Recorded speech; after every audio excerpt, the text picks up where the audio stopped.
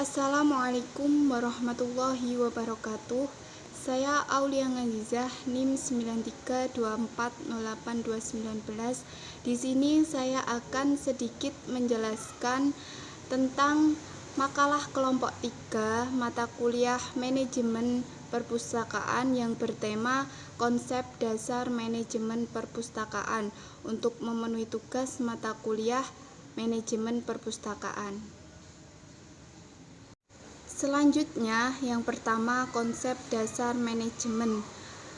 Manajemen sebagai seni merupakan cara pada mengatasi kewajiban atau tugas bersama dengan kerjasama. Manajemen sebagai ilmu adalah manajemen merupakan sebuah pengetahuan yang telah disusun secara teratur dan mencoba memecahkan kendala yang berhubungan dengan sebab akibat sehingga menjadi ilmu. Selanjutnya, manajemen sebagai profesi. Sebagai ilmu sudah dipastikan bahwa manajemen telah ditelaah dan ditingkatkan lewat berbagai lembaga pendidikan dan training.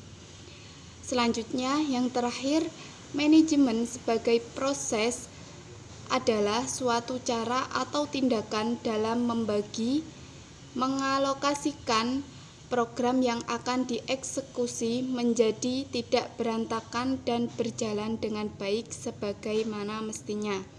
Selanjutnya, manajemen menurut para ahli. Menurut George Terry, manajemen adalah sebuah proses yang khas yang terdiri dari tindakan, yakni perencanaan, pengorganisasian, penggerakan, dan pengawasan.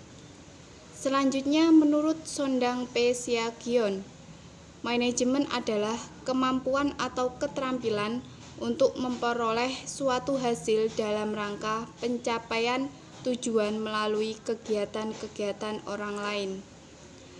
Yang terakhir, menurut Henry Fazol. Menurut Henry Fazol, manajemen suatu proses perencanaan, pengorganisasian, pengkoordinasian, dan pengawasan, kontrol terhadap sumber daya yang ada agar mencapai tujuan secara efektif dan efisien. Selanjutnya, manajemen dalam perspektif Al-Quran. Menurut Quran Surat Al-A'raf ayat 18 bahwa manusia dapat mengubah masa depan menurut kehendaknya. Manusia tidak boleh menyerah pada keadaan dan masa depan yang menentu, tetapi menciptakan masa depan itu. Selanjutnya, menurut Ali Imran ayat 103, Al-Quran memberikan petunjuk agar dalam suatu wadah, tempat, persaudaraan, ikatan, organisasi, kelompok, jangan. Selanjutnya, menurut Quran Surat Ali Imran ayat 103, Al-Quran merupakan petunjuk agar dalam suatu wadah, tempat, persaudaraan, ikatan, organisasi, kelompok, janganlah timbul pertentangan, perselisihan, percekcokan yang mengakibatkan hancurnya kesatuan, runtuhnya mekanisme kepemimpinan yang telah dibina.